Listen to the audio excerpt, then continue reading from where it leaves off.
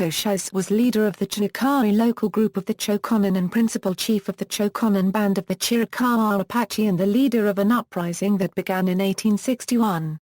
Cochise County, Arizona is named after him. Biography: Cochise was one of the most famous Apache leaders to resist intrusions by Americans during the 19th century. He was described as a large man, with a muscular frame, classical features, and long black hair which he wore in traditional Apache style. He was about 6 feet tall and weighed about 175 lbs. In his own language, his name Cheis meant having the quality or strength of oak.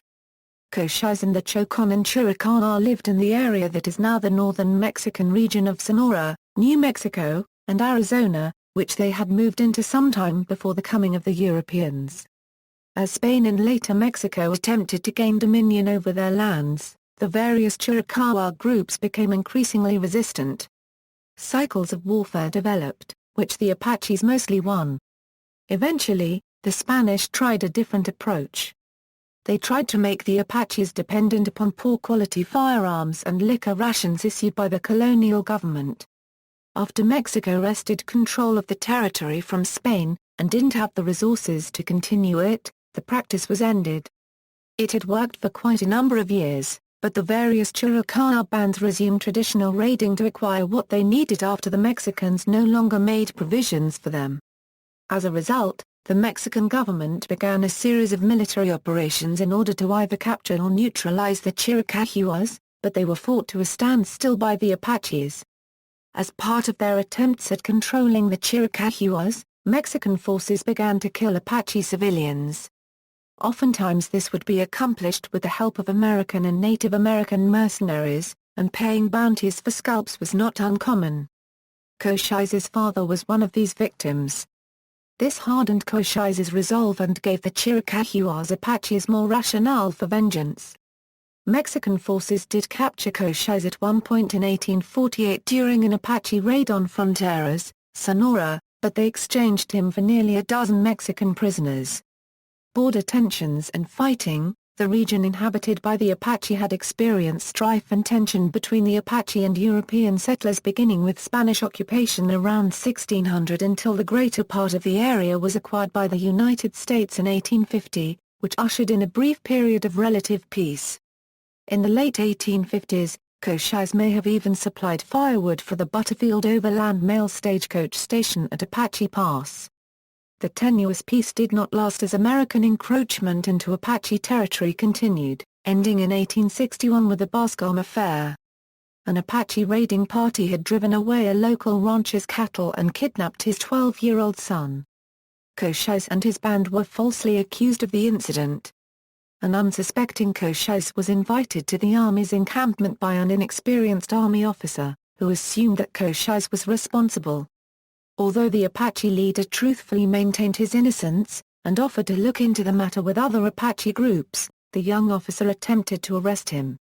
Cochise jumped to his feet and immediately escaped by drawing a knife and slashing his way out of the tent. Cochise may have been shot as he fled. Bascom did succeed in capturing some of Cochise's relatives, who apparently were caught by surprise as Cochise escaped. Cochise eventually also took hostages to use in negotiations to free the other Indian hostages. However, the negotiations fell apart, mostly because of Bascom's intransigence, but also because the arrival of more U.S. troops made Cochise believe that the situation was spiraling out of his control. Both sides eventually killed all their remaining hostages, and the Apache leader went to Mexico while things cooled off. Cochise's brother and 2 of his nephews were among the hostages executed by Bascom, which served to further enrage the Apache leader and foment about 11 years of relentless warfare which left southern Arizona a mostly burned-up wasteland. The death toll may have reached as many as 5,000 settlers and travelers. The treachery of Lieutenant Bascom is still remembered by the Chiricahua's descendants today. They remember it as Cut the Tent. Cochise joined with his father-in-law Mangas Coloradas, the powerful Chiricahua chief, in a long series of retaliatory skirmishes and raids on the white settlements and ranches. The Battle of Dragoon Springs was one of these engagements.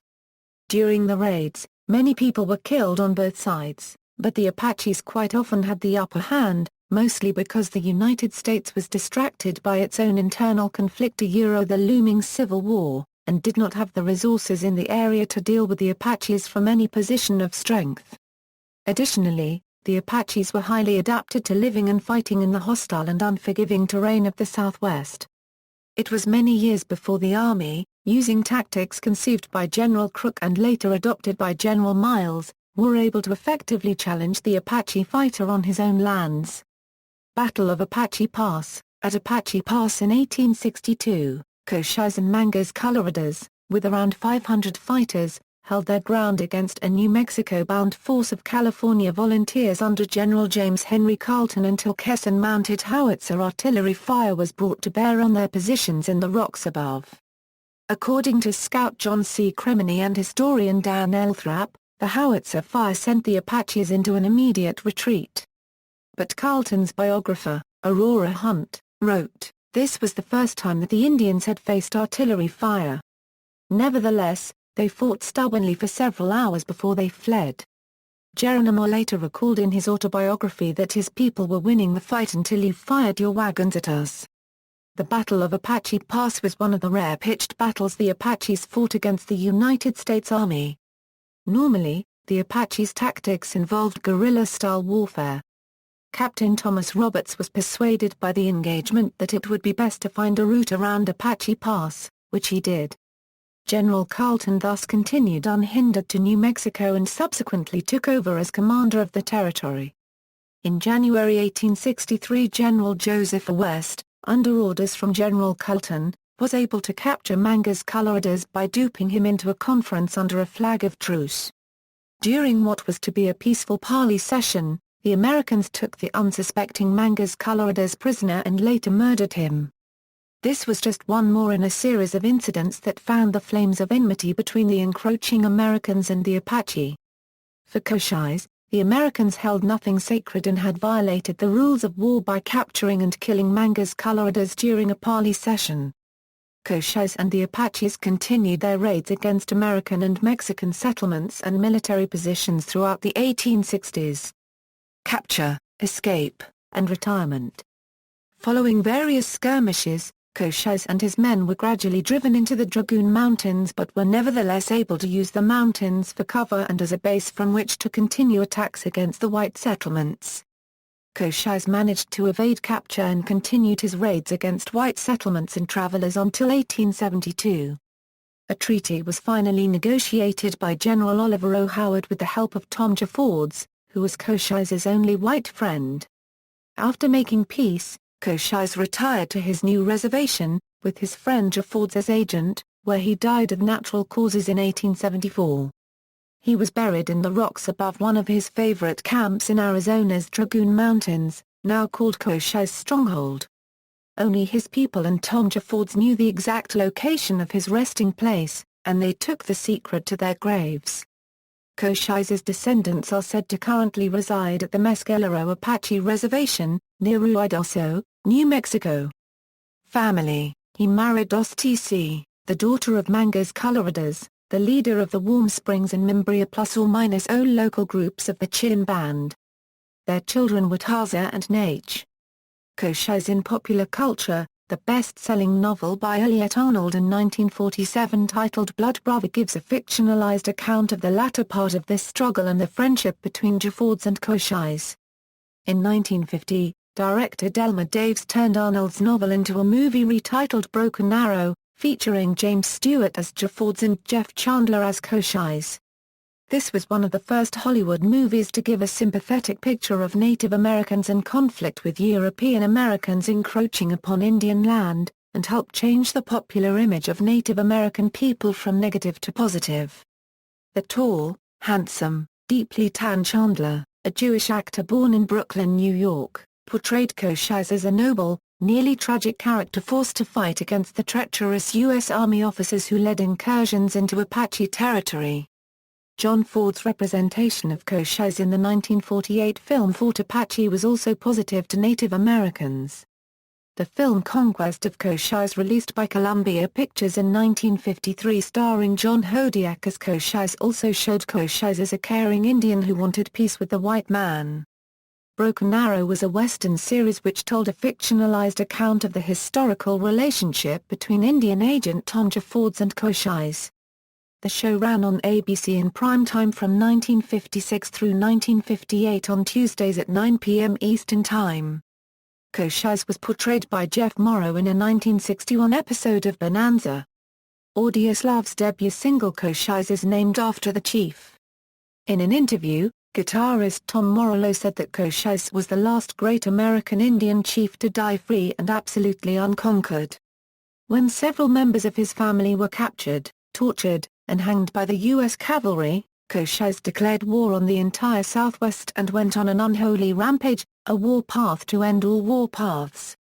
He and his warriors drove out thousands of settlers. Cochise the Avenger, fearless and resolute, attacked everything in his path with an unbridled fury. The novel by Melody Groves in 2008 titled Arizona War, a Colton Brothers saga, gives a fictionalized account of Cochise's dealings with the main characters, James and Trace Colton, during the early 1860s, including the Bascom Affair of 1861 and the New Mexico-bound force of California volunteers under General James Henry Carleton during 1862. Wee's study portrays him in A Million Ways to Die in the West. References. Further reading, book, John G. On the Border with Crook. Lincoln, University of Nebraska Press.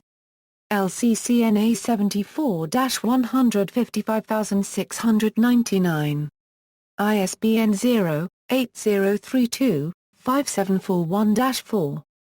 Cochise, Syria. Copyright The First 100 Years of Nino Cochise. New York, Pyramid Books. ISBN 0-515-02838-X. Roberts, David. Once They Moved Like the Wind. New York, Simon & Schuster. ISBN 0-671-70221-1. Thrupp, Dan L. The Conquest of Apache. Norman, University of Oklahoma Press. LCCNA 67-15588. ISBN 0-8061-1286-7. Wild, Peter. Cochise. Garden City, New York, Doubleday. ISBN A978-0385057929. OCLCA 707537 External links, Chiricahua Apache Nation, Robert Schuller. Chief Cochise. Native American Tribal Chief. Find a Grave. Retrieved August 18, 2011. A.